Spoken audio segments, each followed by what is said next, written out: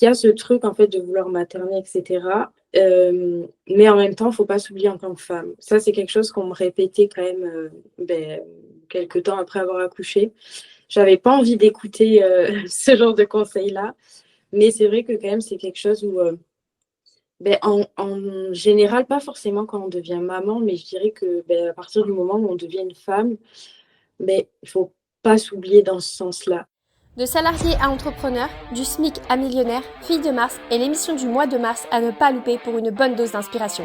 Du 1er au 31, retrouve une femme par jour qui nous dévoile qui elle est, son histoire et des conseils de folie qui vont te faire passer au niveau supérieur. Fille de Mars, c'est des interviews exclusives avec des femmes d'horizons différents qui te montrent que tout est possible, que les femmes peuvent suivre leur propre chemin du moment qu'elles se choisissent et qu'elles passent à l'action.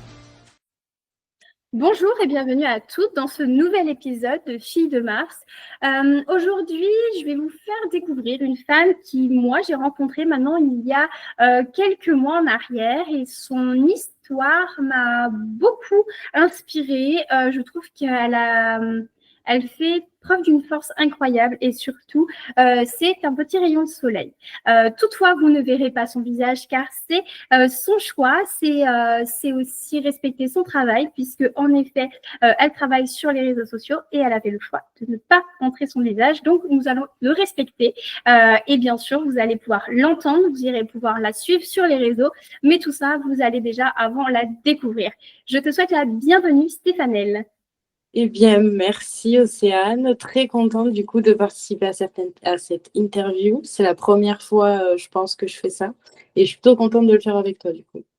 Eh ben, je suis ravie aussi. Tu n'es pas la première et je pense que tu ne seras pas la dernière. Et je suis ravie de pouvoir vous lancer peut-être dans une longue liste d'interviews pour la suite. Oui. Est-ce que tu pourrais te présenter en quelques mots pour ceux qui ne te connaissent pas encore? Alors, en quelques mots, je m'appelle Stéphanelle, j'ai 28 ans. Bon, après, je ne me montre pas, mais je fais plus jeune que mon âge. Même des fois, je pense, dans mes mots, on peut penser que je suis plus jeune que mon âge. Je suis maman d'un petit garçon de bientôt 3 ans. Et je travaille du coup chez moi par choix du coup pour rester avec mon enfant à la maison le plus longtemps possible. Et je du coup aide les entrepreneuses à créer leur stratégie de contenu sur Instagram. Et puis voilà, à peu près. Eh bien, parfait. Si tu devais te décrire en une phrase ou un mot, lequel choisirais-tu et pourquoi? Alors, très bonne question. Je dirais que on a souvent comment dire, pas une mauvaise image de moi, mais je dirais que je suis dans un sens double face. Dans le sens où souvent les gens, quand ils me connaissent un peu plus en profondeur, ils sont surpris parce qu'au premier abord, je ne donne pas forcément l'impression que je dégage. Donc je dirais, ouais, peut-être un peu mystérieuse. Et ça correspond bien à mon signe astro qui est Scorpion. Bienvenue au club. Je comprends totalement ce que tu veux dire par là. Alors, les scorpions, nous sommes très gentils, nous sommes Ah très oui, sociables, mais bien sûr, il faut savoir percer la carapace du scorpion. c'est ça, exactement. Est-ce que dans ta vie, tu as eu un moment clé qui a marqué un tournant décisif pour toi? Ouais, je dirais il y a quelques années, du coup, quand on est devenu parents avec mon copain, où il y a forcément le baby clash que un peu tous les parents connaissent, mais qui a été vraiment un tournant déjà parce qu'on est devenus parents, donc c'est une grande étape, mais qui a eu un gros tournant aussi dans notre couple et qui a fait qu'en fait, un peu à l'image du phénix, notre couple a dû mourir pour pouvoir renaître. Donc ça a été quand même très compliqué. Mais je pense que sans ça, il y a plein de choses qui seraient restées coincées et qu'on n'aurait pas pu avancer comme on l'est aujourd'hui. Donc, c'est, je pense, un des plus gros déclics que j'ai eu dans ma vie. Je comprends totalement. Et bravo à vous deux déjà d'avoir surmonté cette étape de votre vie parce qu'il y a beaucoup de parents qui, à cette étape de leur vie, n'arrivent plus à trouver la force de renaître de leurs cendres et décident de se séparer pour le mieux-être de tout le monde. Oui. Mais du coup, bravo à vous deux d'avoir réussi à trouver assez de force, assez d'amour, assez de bienveillance pour vous reconstruire et passer cette étape. Ah ben, merci. Avec plaisir. Et du coup, par rapport à cette étape, ou est-ce qu'il y a eu d'autres obstacles dans ta vie que tu as dû surmonter pour arriver là où tu en es aujourd'hui? Je dirais ouais qu'il y en a d'autres. Il y a peut-être eu aussi mon contexte familial, puisque du coup j'ai grandi avec une maman solo quasiment une bonne partie de mon enfance, que j'ai une grande sœur qui a un handicap assez lourd. Et du coup, je pense qu'un peu tout ça m'a construit avec un caractère quand même assez dur. Je pense que les épreuves, un peu comme tout le monde, en fait, les épreuves, elles nous forgent et elles font qui on est du coup aujourd'hui. Et, euh, et ouais, voilà, globalement, je pense que ben, avec l'épreuve du coup que je te disais juste avant avec mon copain, je pense que ce sont des gros piliers, on va dire, de la construction et de qui je suis aujourd'hui. Je comprends totalement. Et souvent, cette, ce cercle de famille va venir nous créer des premières bases solides. Et après, nos expériences personnelles avec les hommes, les femmes, les enfants, le travail va faire en sorte qu'on va évoluer, grandir, changer, se C'est ça, confronter nous-mêmes à des choses qui parfois ne sont pas forcément agréables, c'est ça, mais qui nous font vraiment grandir quand justement on voit que c'est des choses bénéfiques, entre guillemets. c'est ça, exactement. Et du coup, aujourd'hui, donc tu es entrepreneuse. Tu peux nous en dire un peu plus? On va dire que j'ai commencé, mon fils était encore tout bébé, mais je me suis un peu lancée, on va dire, à corps perdu.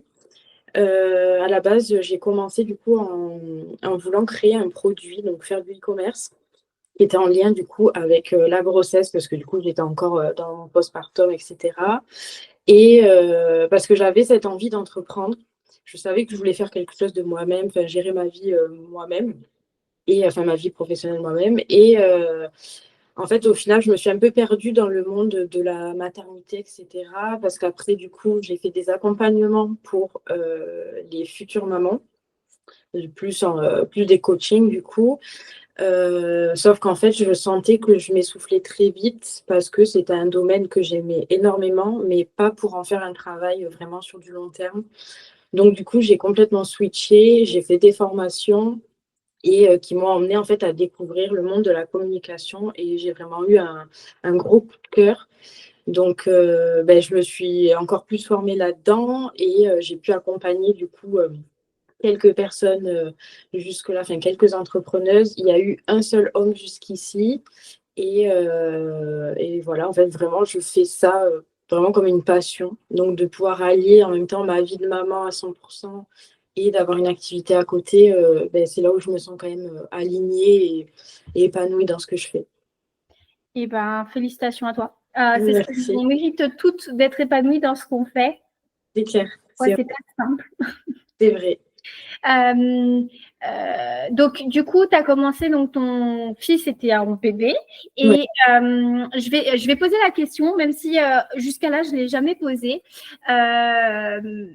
Comment que tu as vécu cette reconversion donc dans l'entrepreneuriat avec un bébé et du coup la redescente de toutes les hormones que ça peut engendrer chez une femme? Comment ça a été pour toi? Comment tu l'as vécu? Mais je pense que ça a été un peu comme pas une bouée de secours, mais un peu comment dire, une bouffée d'air frais.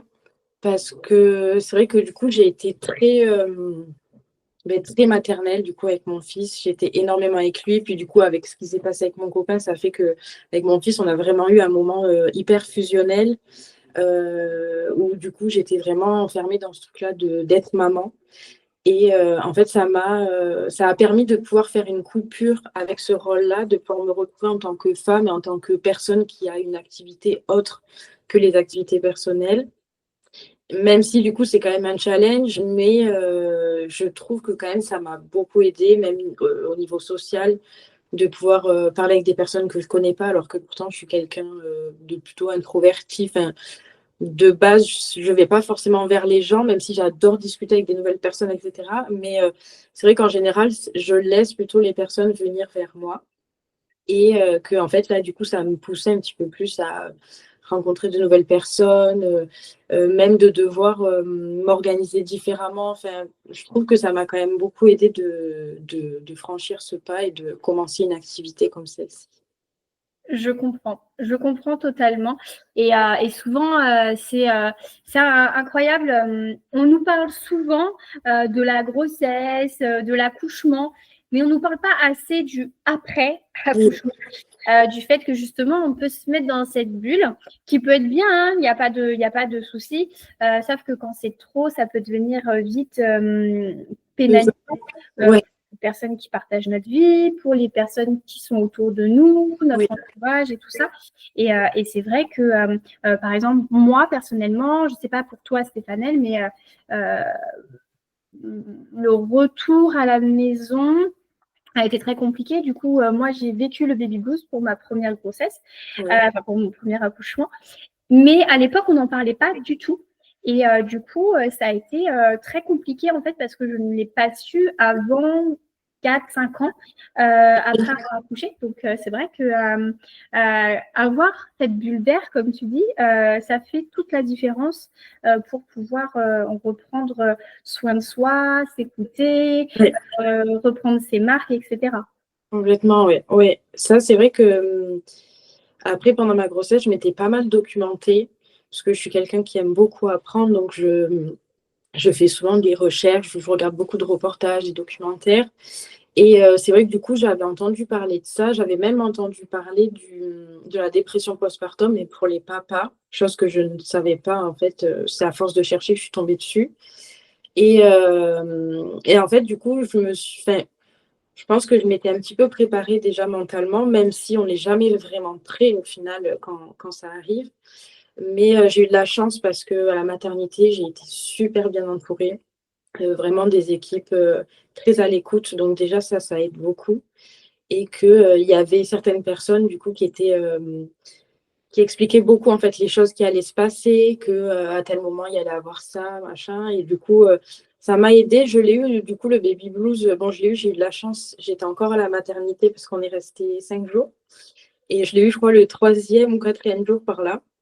Et il y avait je crois que c'était une auxiliaire de puériculture qui est venue et qui a été vraiment adorable à l'écoute. Et je pense que ça, c'est quelque chose, même si c'est pas une professionnelle de la santé, mais rien que d'être écoutée et comprise, je pense que ça peut tout changer et on peut mieux vivre ce moment-là.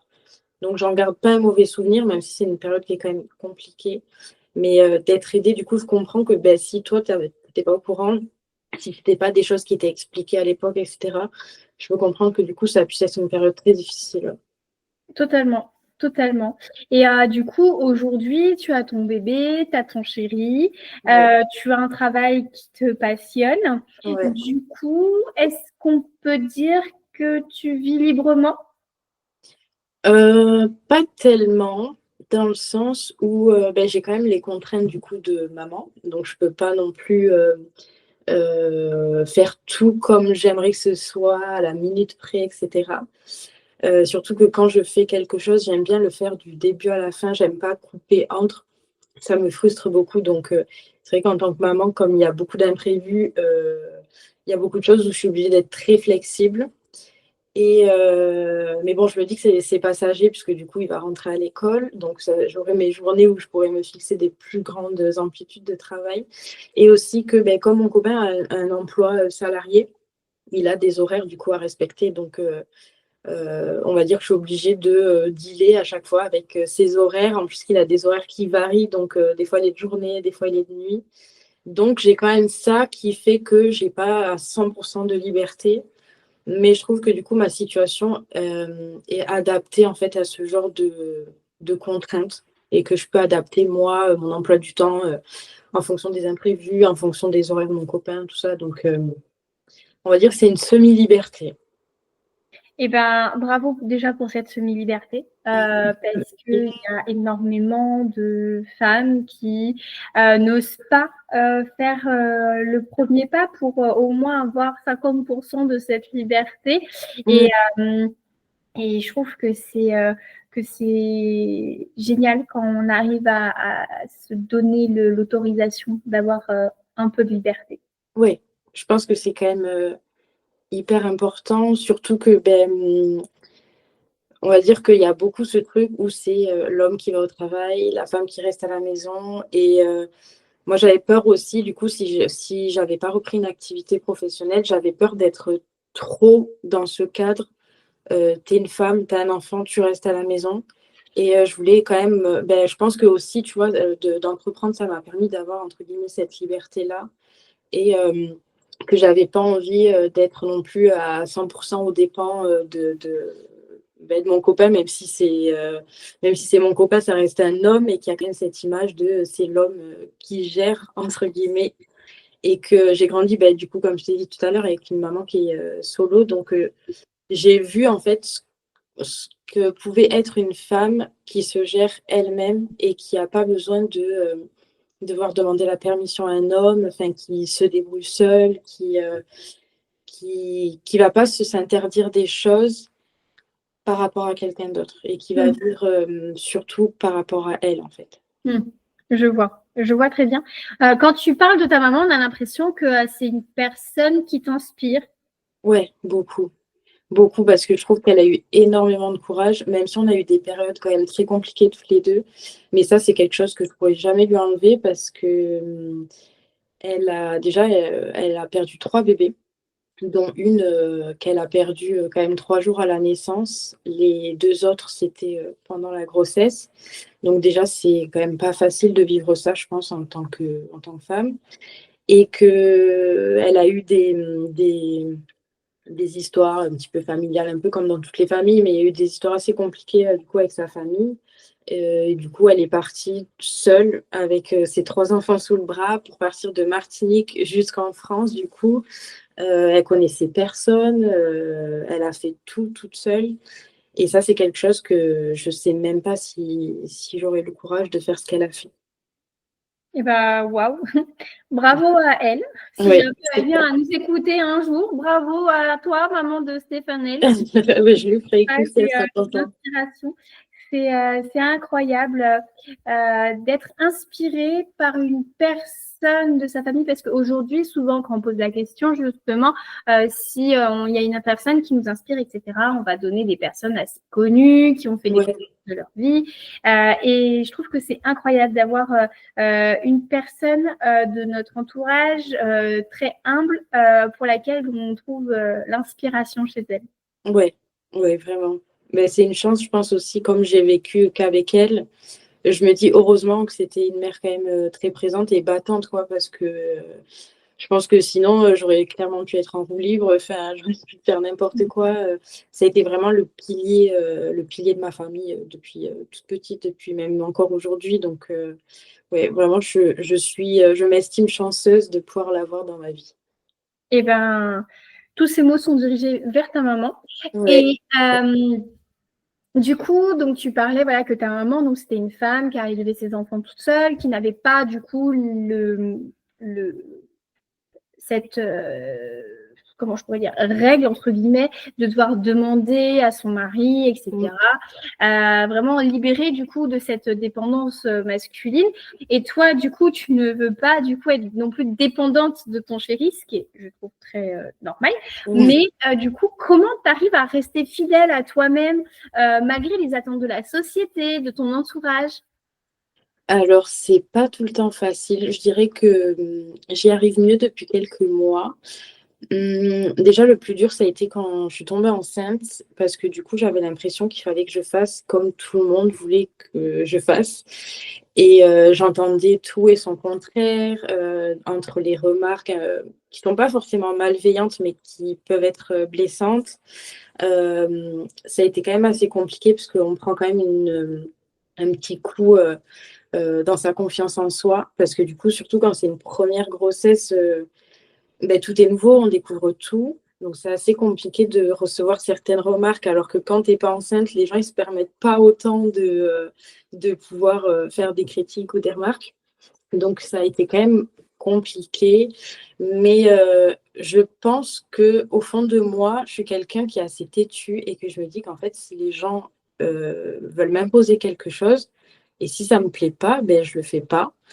Même si je suis quand même assez souple et que je me dis, bon, peut-être que je peux écouter, peut-être que je peux essayer ça. Et en fait, au final, si je vois que c'est pas du tout aligné avec moi, je me dis, ben non, ça me correspond pas. Je me sens pas bien à faire comme ça, donc je le fais pas. Et je préfère, un truc que je me répète souvent, c'est que je préfère faire des erreurs parce que j'ai choisi de faire ces erreurs-là que d'avoir écouté quelqu'un et de faire ces erreurs-là parce que j'ai écouté une personne. Donc, du coup, comme j'ai beaucoup ce truc-là en tête, je me dis que non, je préfère rester fidèle à moi-même, quitte à me prendre un mur, que de me prendre un mur à cause de quelqu'un, entre guillemets. Bah, tu as une très bonne façon de penser.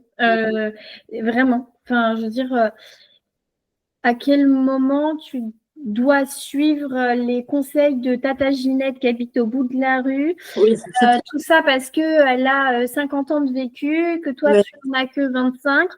Mais si, écoute, suis ta voix, quoi. Tu te trompes, bah tant pis, au moins tu auras essayé et tu pourras t'en prendre en gros qu'à toi-même. c'est ça. Euh, alors que si Tata Ginette, elle te dit oui, non, mais tu devrais faire comme ça et que tu fais comme ça Ouais, et que ça ne fonctionne pas, bah, malgré tout, bah, tu ne pourras pas faire de retour en arrière et c'est la voie ça. que tu choisis à la base, tu ne sais pas si ça aurait été la bonne ou pas, quoi. C'est ça. Je préfère me choisir moi que choisir les choix d'une personne, à part si je vois que la personne, ce qu'elle dit, c'est plutôt cohérent et aligné avec qui je suis. Là, j'y vais, je teste. Mais si c'est quelque chose qui est imposé et que je le sens au fond de moi-même que ça ne me correspond pas, je préfère pas y aller. Je te Je comprends. sais que je préfère mille fois, vraiment, je préfère mille fois me tromper par moi-même que d'avoir écouté quelqu'un. Je te comprends totalement. C'est tellement mieux de s'écouter soi-même et souvent, même si on peut faire des erreurs, on apprend plus quand on se choisit soi que quand c'est les erreurs dictées en gros par les autres. Ouais, Entre guillemets, hein, mais c'est vrai que se choisir sera toujours beaucoup plus bénéfique que de venir écouter Tata Ginette, le boulanger Bernard ou je ne sais pas qui potentiellement tu ne connais pas. c'est ça, exactement. Donc, oui. Mais je trouve que vraiment ton parcours est très inspirant parce que tu repars quand même de loin. Tu nous disais au début que tu avais voilà, eu des conflits avec ta maman, que Ouais, voilà, tu as eu aussi des obstacles avec ton compagnon au moment où il y a eu le postpartum, etc. ouais. Et du coup, quel conseil tu aurais aimé recevoir à tes débuts?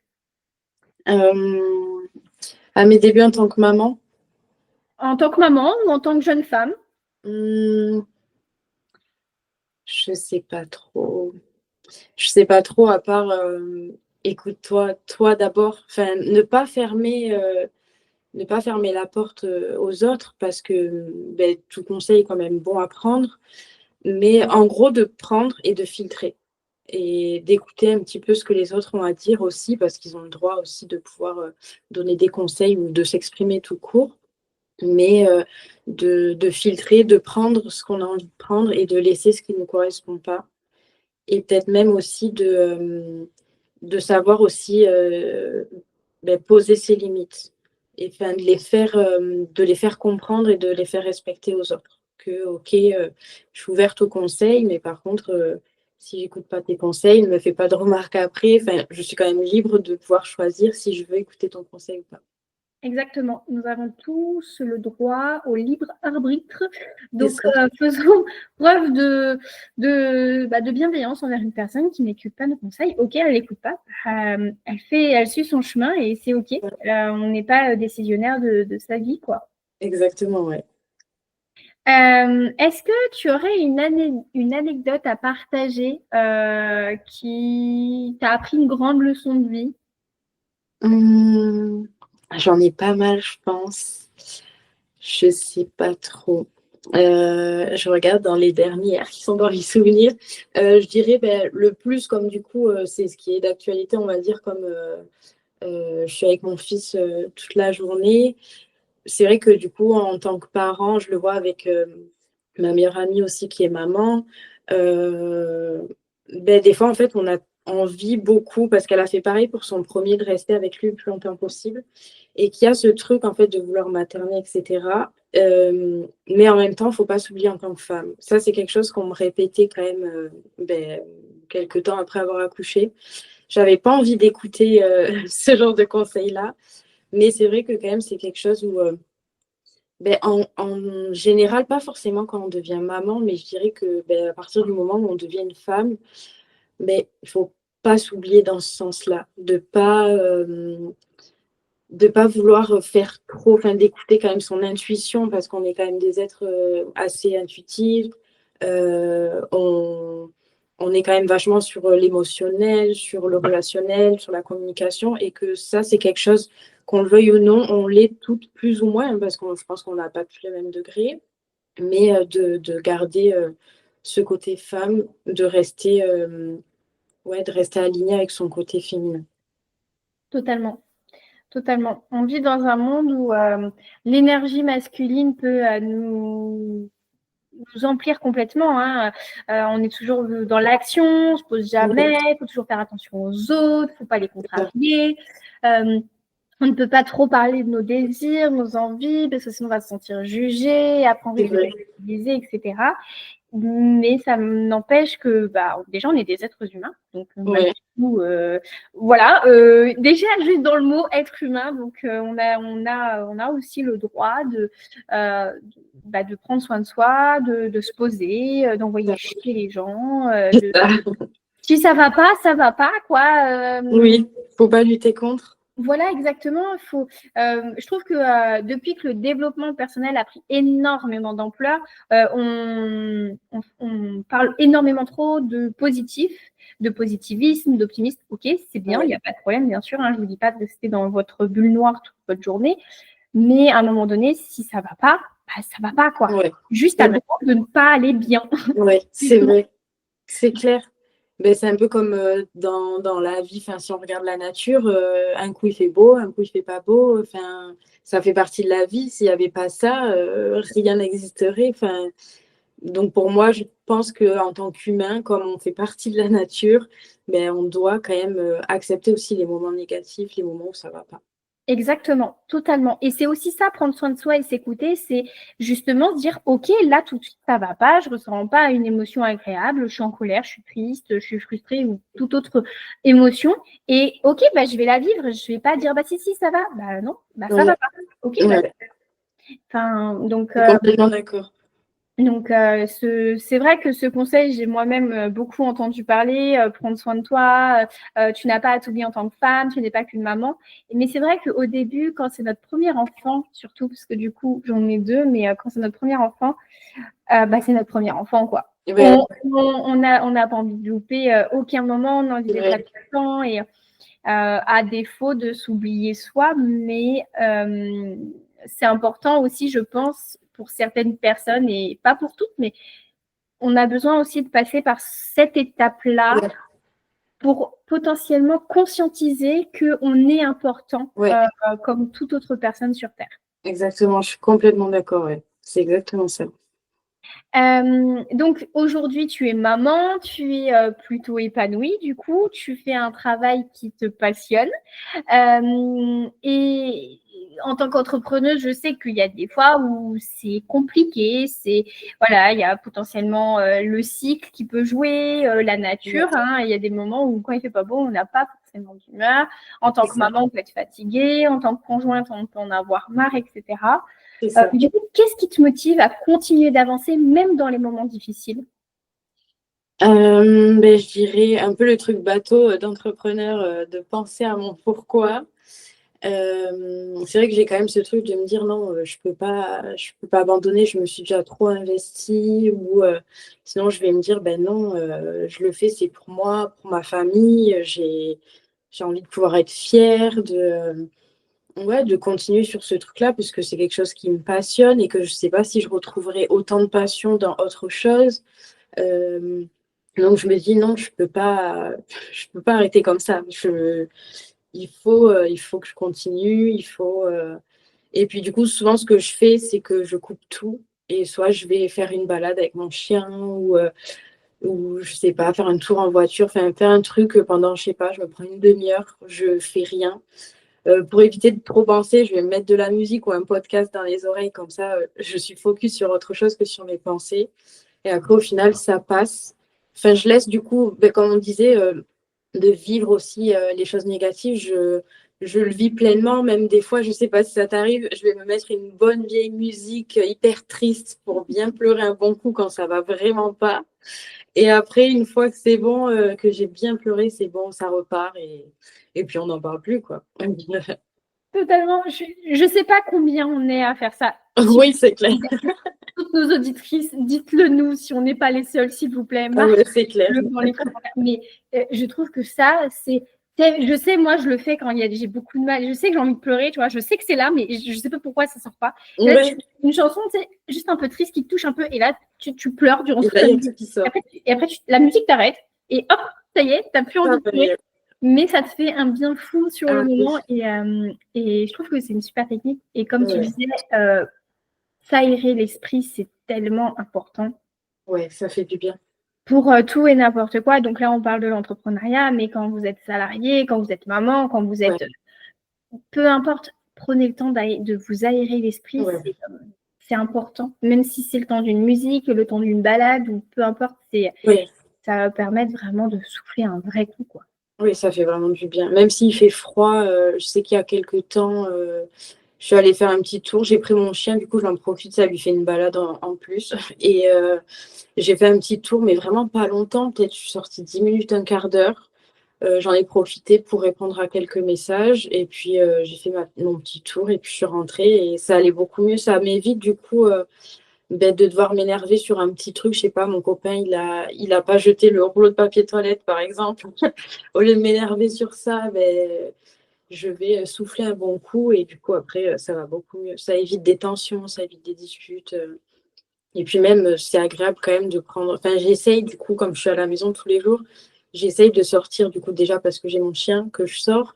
Mais aussi, déjà avec mon fils, pareil, je me suis imposé, on va dire, une règle où je veux qu'au moins une fois dans la journée, il ait vu les rayons du soleil, quoi. Même s'il fait pas beau, mais qu'il ait pris l'air, quoi. Parce que ça fait toujours du bien.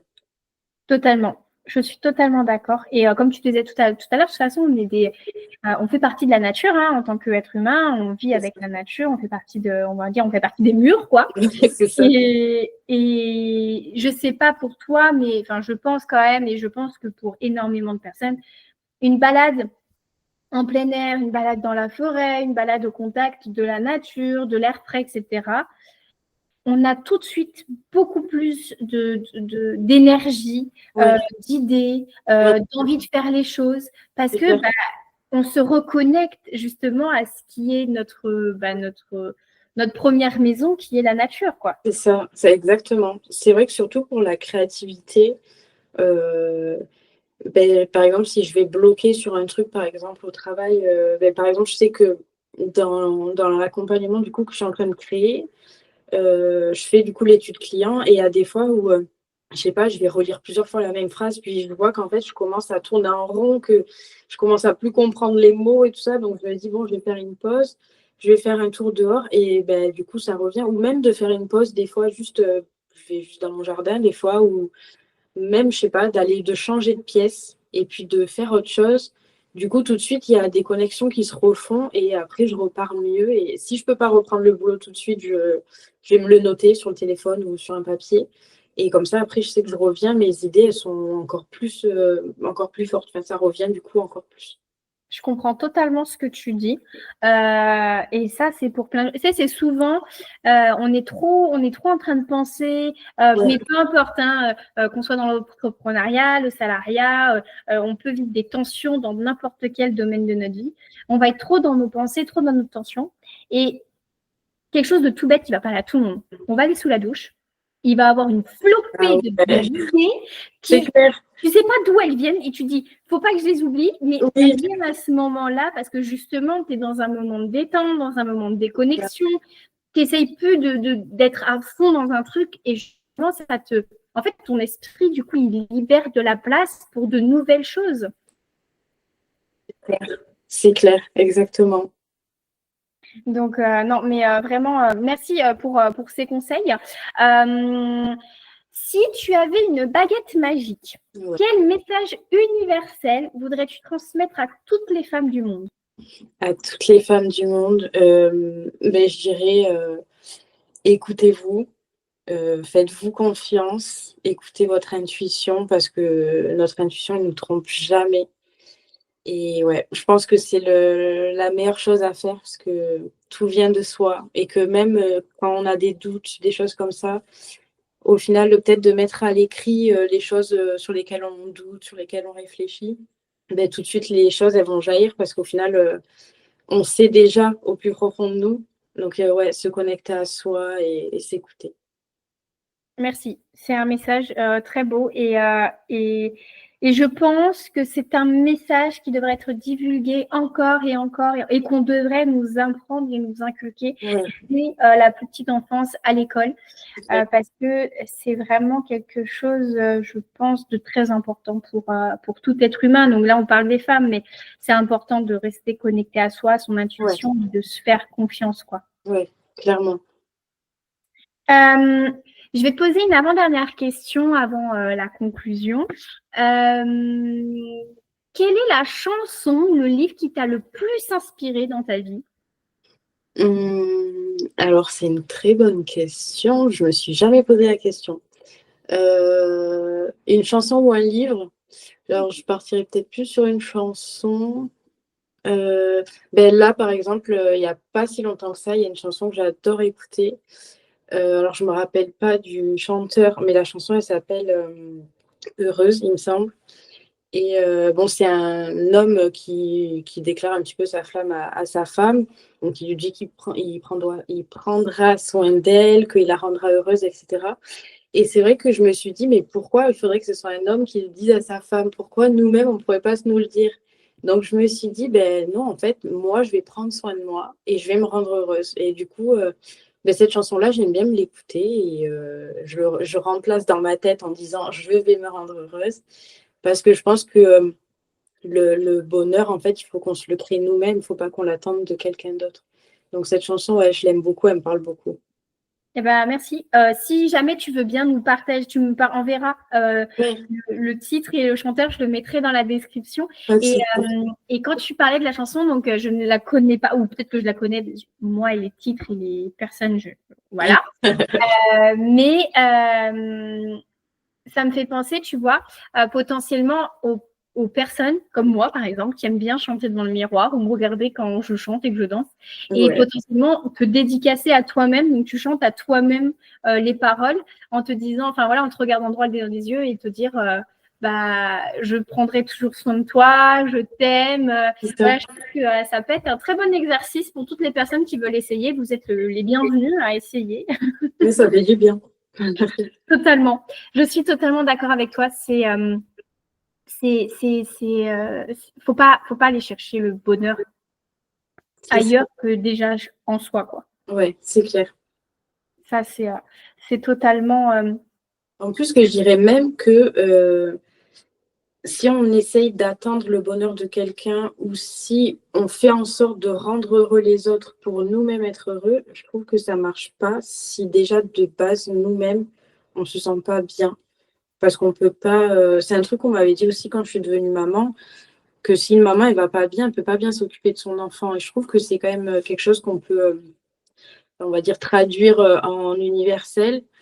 Parce qu'autant qu'un homme ou qu'une femme, enfin, tant que tu es un être humain, je me dis que tant que tu es pas bien toi-même, tu peux pas être bien avec les autres. Ou sinon, c'est que tu mets une façade, mais du coup, au fond de toi, tu fanes de jour en jour. Donc, ouais, si ça rejoint un petit peu le message que je disais tout à l'heure de suivre son intuition, d'être aligné avec soi et de se retrouver soi, c'est ce qui fait qu'on se sent le mieux et on va pouvoir diffuser encore plus, du coup, le bonheur autour de nous, du coup. Totalement. totalement d'accord avec toi et merci pour ce message car bah, même si on le répète, et je pense qu'on le répétera encore, il y a encore trop de femmes qui vivent pour les autres, qui font attention à ce qu'ils disent, qui font prendre soin des autres, sans prendre soin d'elles, et toujours en étant déconnectées de ce qu'elles veulent vraiment. Et plus on divulguera ce message, et plus il y aura de femmes qui se connecteront à elles. Oui, c'est clair. On arrive à la dernière partie de l'émission. C'est la petite nouveauté de la saison. Je vais te poser une question. Donc, soit ça va te challenger toi, soit ça va nous challenger nous. Oui. Et j'avoue qu'il y a une question que je n'ai. Alors, il y a 2 questions que je n'ai pas encore posées et je vais t'en poser une sur les 2. Quel est ton plus grand doute sur toi-même aujourd'hui? Alors, mon plus grand doute, je dirais que je doute de mes capacités, mais ça a toujours été le cas depuis petite.